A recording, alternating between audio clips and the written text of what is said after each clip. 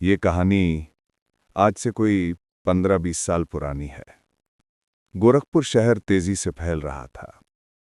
लोग पुरानी हवेलियों को छोड़कर नई आधुनिक कॉलोनियों में बस रहे थे। इन्हीं लोगों में से एक थे रमेश तिवारी। रमेश एक सरकारी बैंक में मैनेजर थे। उनका परिवार छोटा और सुखी था। पत्नी सरिता, एक 15 साल का बेटा आकाश और 8 साल की बेटी रिया।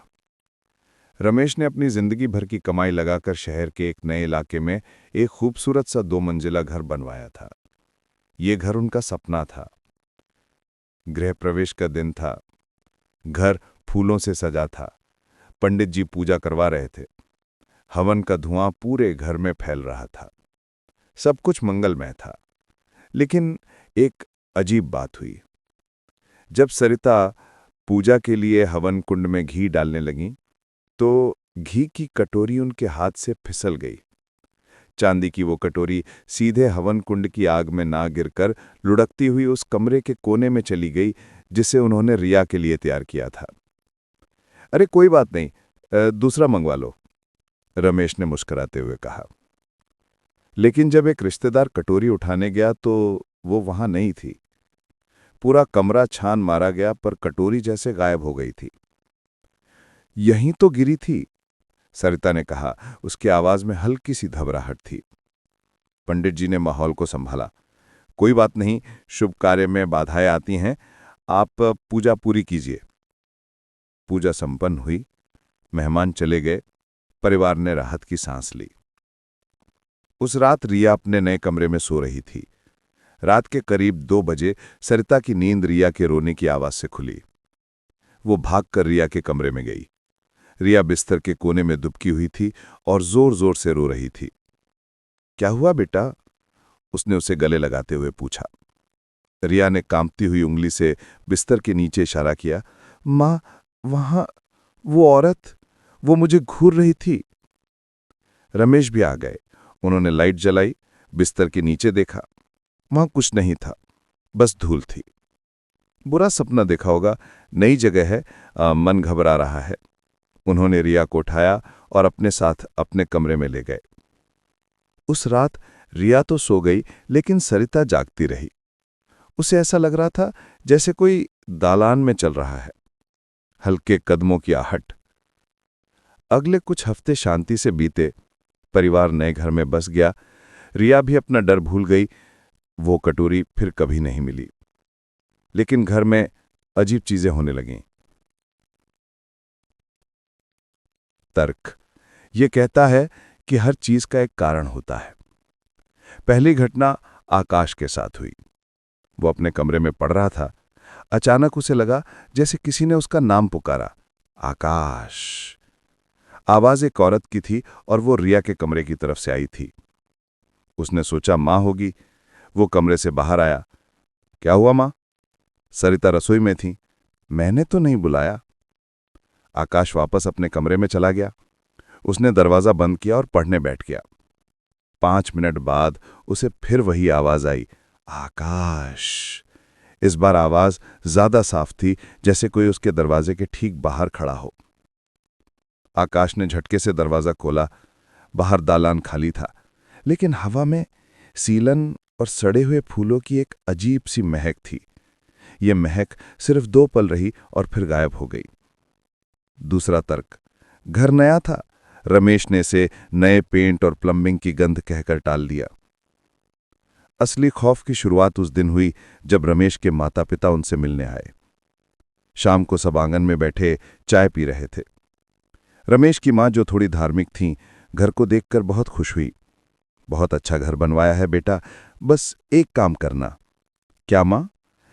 मुझे रिया के कमरे में कुछ ठीक नहीं लग रहा। वहां की हवा भारी है। कल वहां एक सुंदरकांड का पाठ रखवा दे। रमेश को ये सब पसंद नहीं था, पर मां की बात वो टाल नहीं सकता था। ठीक है मां, जैसा आप कहें। उस रात रमेश के माता पिता गेस्ट रूम में सोए। रात के करीब 3 बजे उनकी मां की चीख से पूरा घर जाग गया। सब भागकर गेस्ट रूम में पहुंचे। रमेश की मां पसीने में तरबतर थीं और हाँप रही थीं। क्या हुआ मां? वो मेरे बिस्तर के पास खड़ी थी। उन्होंने कांपते हुए कहा, एक औरत काले कपड़ों में, उसके बाल खुले थे और चेहरा, हे भगवान, उसका चेहरा नहीं था, बस अंधेरा था। रमेश ने लाइट जलाई। कमरा खाली था। माँ, आपने सपना देखा है, यहां कोई नहीं है। नहीं, वो जोर से बोली, सपना नहीं था। उसने मेरा गला दबाने की कोशिश की। देख, मेरे गले पर देख। जब सरिता ने उनके गले को देखा तो उसकी चीख निकल गई। रमेश की मां के गले पर उंगलियों के गहरे लाल निशान थे। ये तर्क से परे था। अगले दिन ही रमेश के माता पिता वापस अपने गांव लौट आए। उन्होंने बस इतना कहा, बेटा, ये घर रहने लायक नहीं है, इसे छोड़ दो। रमेश अब परेशान था। वो नास्तिक नहीं था, पर अंधविश्वासी भी नहीं था। लेकिन जो हो रहा था उसकी कोई तार्किक व्याख्या नहीं थी। उसने उस जमीन के बारे में पता करना शुरू किया जिस पर यह घर बना था। ये जमीन उसने अपने एक दूर के रिश्तेदार पंकज से खरीदी थी। पंकज रमेश का सौतेला भाई लगता था और इस जमीन को लेकर दोनों परिवारों में पुराना विवाद था। रमेश ने बाजार भाव से ज्यादा पैसे देकर यह जमीन खरीदी थी ताकि विवाद खत्म हो जाए। जब रमेश ने जमीन खरीदी थी तब पंकज ने मुस्कुराते हुए कहा था, ले लो जमीन मैनेजर साहब, घर तो बना लोगे, पर उस घर की शांति वो मैं तुम्हें कभी नहीं दूंगा। रमेश ने इसे गीदड़ भबगी समझकर नजरअंदाज कर दिया था। अब उसे ये बात याद आई। वो घबरा गया। क्या पंकज ने? चीजें अब तेजी से बिगड़ने लगीं। रिया, जो पहले ही डर गई थी, अब रात में नींद में चलने लगी थी। वो नींद में चलकर अपने कमरे में जाती और दीवारों को घूरने लगती। एक रात सरिता ने देखा कि रिया अपने कमरे में खड़ी है और किसी से बातें कर रही है। तुम क्यों आई हो? रिया हवा में देखकर पूछ रही थी।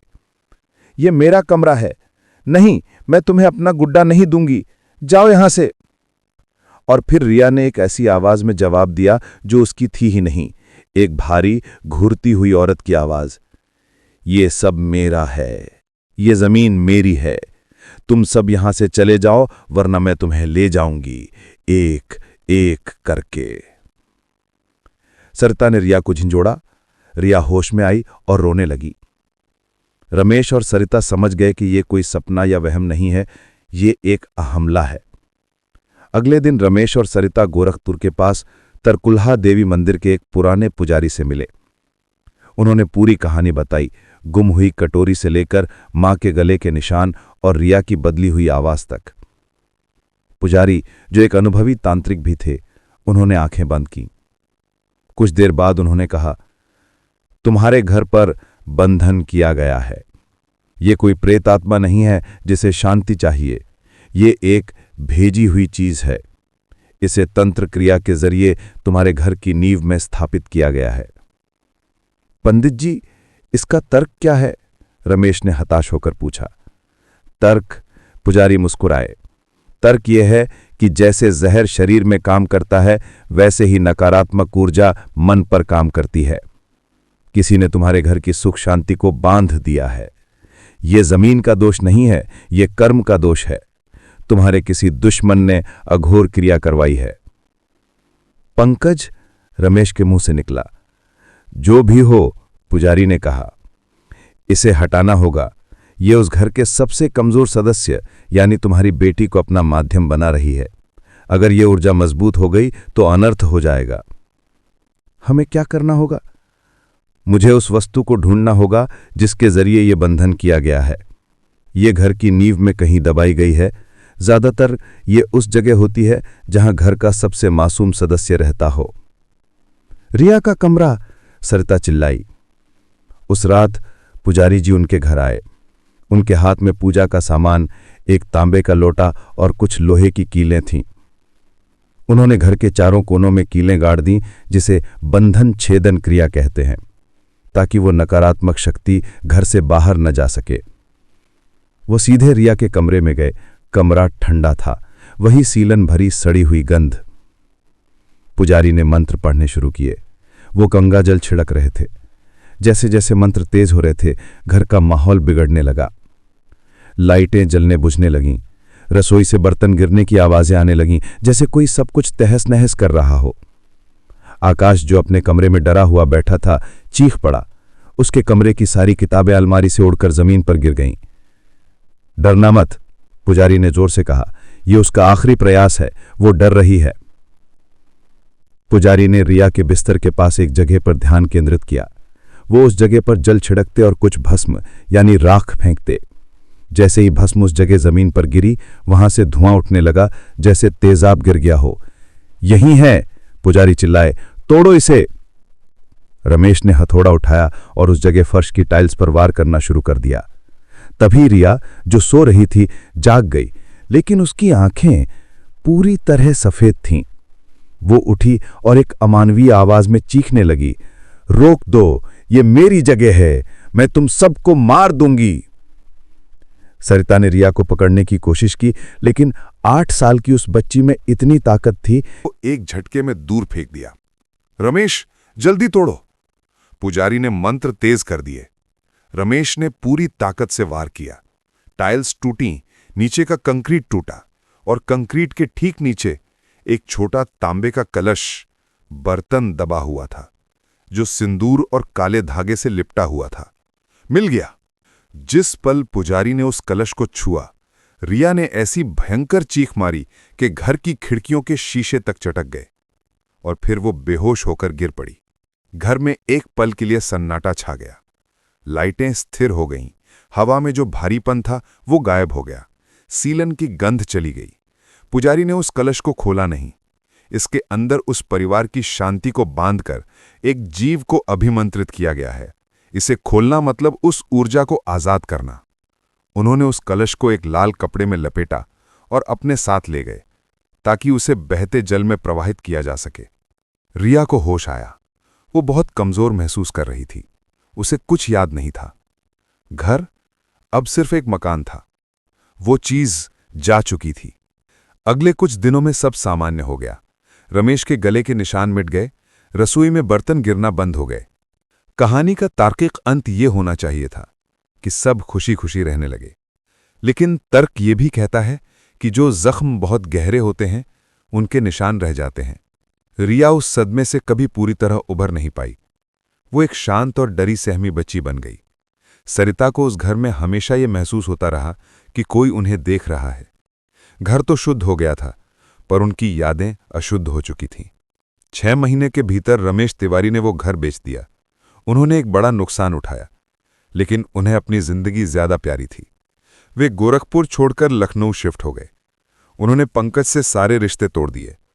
पंकज ने कभी इस बात को कबूल नहीं किया, लेकिन उसकी आंखों में एक शैतानी जीत हमेशा दिखती थी। आज भी वो घर उसी कॉलोनी में खड़ा है।